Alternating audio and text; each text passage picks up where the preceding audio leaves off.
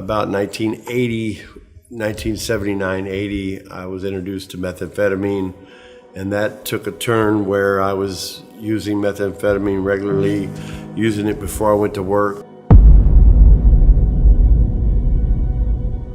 My life just began to spiral. I went into the revolving door of the judicial system, was what I call it, and which means that you would get out, you would go to jail, you would get out, and you would have probation.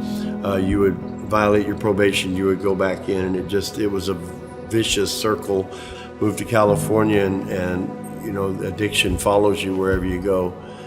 In 1992, my sister Becky, she entered the program of Teen Challenge here in Bakersfield. She knew that I had been called to preach at an early age as I was a young man, and she began to pray for me. And I could feel it. I knew that she was praying for me, and even in my addiction, I knew that God was moving in my life, and I didn't like it. I hated it. And so I remember talking to her one Christmas on the following year, and I told her, I said, Becky, you need to quit praying for me because I can't handle the conviction. I know that you're praying. And she said, well, brother, I'm going to pray harder. 1994 or 1993, actually, I went to jail, found myself looking at multiple charges, and I called her, and she said, brother, you can get into Teen Challenge. I will call a man in Shafter. And she called him, and I came to Teen Challenge in 1994. I remember sitting on, of course, on the Teen Challenge side, and the songs were familiar. I knew all the songs. I knew all of the songs in the songbook. I knew, what page they were on. And it was then that I really poured my heart out to God and gave my life over to Him.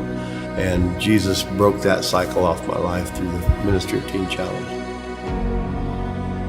And I remember sitting at a family reunion one time, and I watched somebody pull out, they were actually diabetic, and they pulled out their kit. And I remember looking at that, and I realized that I was free. I realized that it was taken away from me. That feeling that I used to get when I saw that kit or saw something like that was taken away from me. And it was at that point I realized God set me free. He really set me free.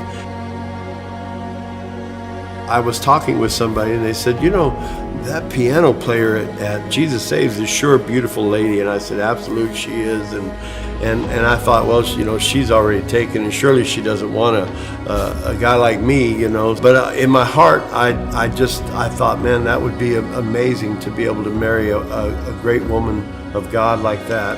And so in 1996, November, we were married. Being called to preach was, I thought, well, that's my preaching, that's my platform, Never really thinking that, hey, I'm going to be the pastor one day. In 2005, the church asked us if we would like to become their pastors full time, and so we have been here for 15 years as the pastors of Jesus Saves Church. I have been part of a family, part of a group of people that are set free by the miraculous hand of God.